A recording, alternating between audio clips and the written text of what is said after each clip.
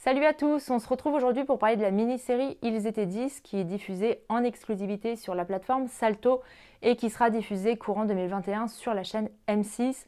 Je n'ai pas regardé d'autres programmes sur Salto qui se veut donc l'équivalent français de Netflix qui a été lancé en octobre 2020 conjointement par France Télévisions, M6 et TF1.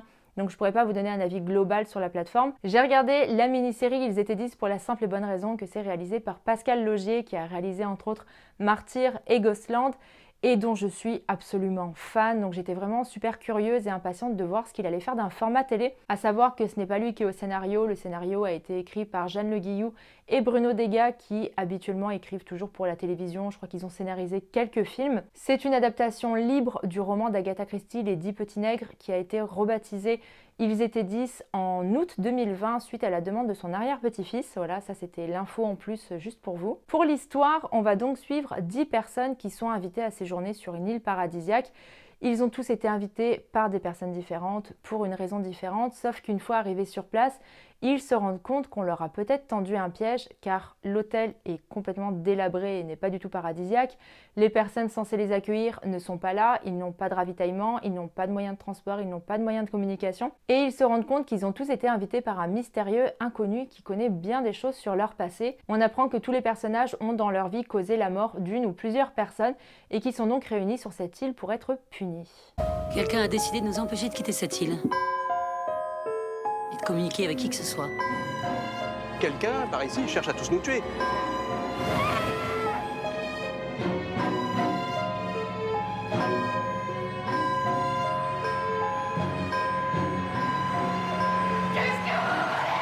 La série reprend donc tous les codes du slasher plutôt classique, déjà avec le look du tueur qui m'a énormément fait penser au look du tueur dans Souviens-toi l'été dernier par exemple, avec un long poncho noir de pluie et un masque.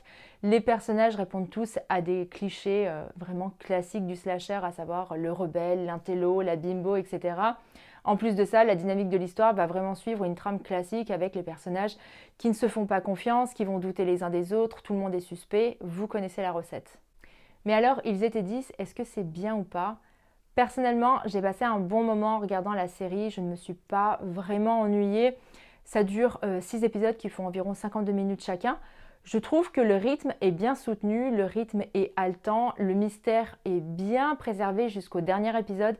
Sincèrement, la moitié du dernier épisode, j'étais vraiment hyper impatiente de savoir qui allait être le tueur. Parce qu'on a vraiment tout ce questionnement de savoir est-ce que le tueur est sur l'île, est-ce qu'il fait partie du groupe, pourquoi il veut tuer toutes ces personnes, est-ce qu'ils ont un lien en commun ou pas. Donc tout le mystère en tout cas est bien maintenu et bien préservé. J'ai bien aimé aussi le fait que les personnages peuvent paraître attachants à certains moments, mais en fait on sait qu'ils ont tous commis un crime, donc ils sont censés être mauvais et ce qui fait qu'on ne peut pas se fier à eux. En fait, on ne peut pas se fier à ce qu'ils disent ni à ce qu'ils font. Et en plus de ça, certains personnages qui paraissent être les plus gentils sont en réalité les plus cruels. Mais parce qu'il y a forcément un mais. Mais j'ai trouvé dommage de faire une série qui s'apparente à du slasher et de ne pas slasher autant que prévu. Ne pas slasher mais qui n'est pas assez sanglante, pas assez violente selon moi. Surtout quand on a un réalisateur comme Pascal Laugier derrière, c'est juste hyper frustrant en fait parce qu'on va vraiment retrouver tous les éléments du slasher mais ça ne va pas assez loin. Alors je comprends tout à fait la démarche, c'est-à-dire que c'est un programme qui est prévu pour passer sur M6 à l'heure du soir, donc en prime time. Donc ce n'est pas un programme qui est réservé à un public particulier, c'est un programme qui est destiné à tous les publics. C'est un programme qui est déconseillé aux moins de 10 ans et pour exemple, le film Martyr a failli être interdit aux moins de 18 ans. Si ça peut vous donner une idée de la différence qu'il peut y avoir entre les deux. Hormis tout ça, le seul gros bémol aussi pour moi, c'est vraiment le casting. J'ai vraiment eu un problème avec la plupart des acteurs, qui sont des acteurs qu'on voit régulièrement dans des films français ou dans des séries ou voilà, vraiment dans des programmes populaires. Je ne suis pas spécialement habituée à ces acteurs-là parce que ce n'est pas des programmes que je regarde habituellement. Mais j'ai trouvé que la plupart du temps, les acteurs en font beaucoup trop. C'est peut-être tout simplement un problème de direction d'acteurs. Voilà, je garde cette idée quand même dans un coin de ma tête. Mais par exemple, Romane Boringer, que je trouve plutôt sympathique au premier abord, ici, elle joue le personnage de Victoria, qui est une chirurgienne qui a des problèmes familiaux. Son personnage de base est insupportable. Mais en plus de ça, Romane Boringer est tellement dans l'excès tout au long des épisodes qu'on n'a qu'une envie, c'est de voir son personnage mourir le plus rapidement possible. Et la même chose par exemple pour Samuel Le Bihan, qui joue le rôle de Xavier, un ex-militaire, qui joue encore une fois les bad boys de service et qui en fait beaucoup trop. Et moi, ce mec me fait rire tellement il se prend au sérieux. Je n'aime pas Samuel Le Bihan, voilà, c'est dit, c'est acté.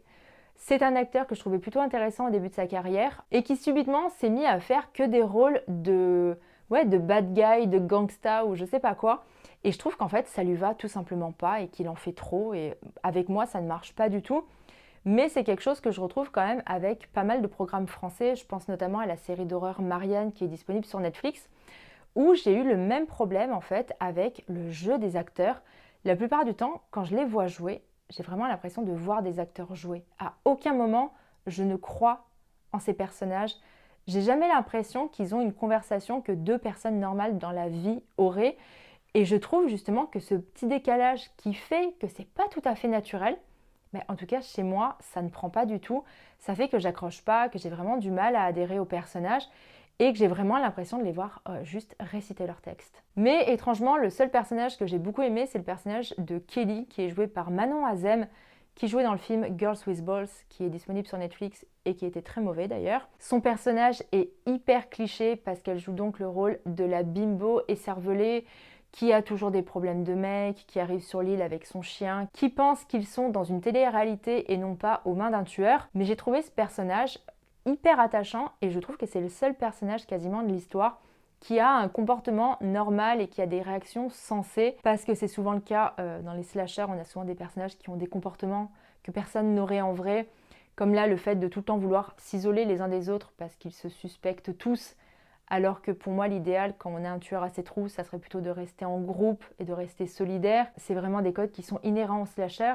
Ici, le programme ne va pas du tout renouveler les codes qu'on connaît déjà, mais pour la simple et bonne raison, selon moi, que ce n'est pas un programme qui est destiné aux gens qui ont l'habitude du slasher, ni même des gens qui sont habitués aux films d'horreur. Au final, je suis quand même assez mitigée dans l'ensemble parce que j'ai passé un bon moment en regardant la série, comme je vous le disais au tout début. C'est juste le fait de savoir que c'est Pascal Laugier et de ne pas le voir se lâcher autant qu'il aurait pu le faire, qui fait que je ne suis pas entièrement convaincue.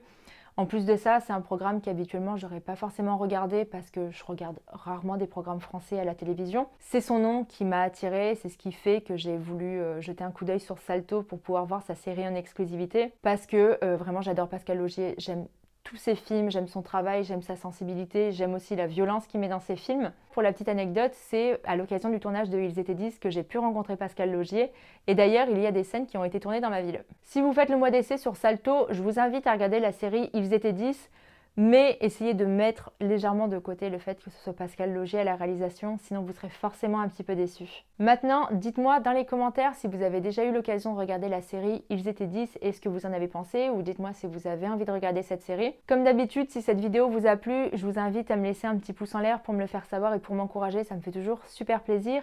Si vous n'êtes pas encore abonné à la chaîne, c'est le moment de le faire et de cliquer sur la cloche pour activer les notifications et être prévenu à chaque nouvelle vidéo. En attendant, vous pouvez me retrouver sur tous les réseaux sociaux, je vous mets tous les liens dans la barre d'infos et je vous dis à bientôt pour une prochaine vidéo. Salut!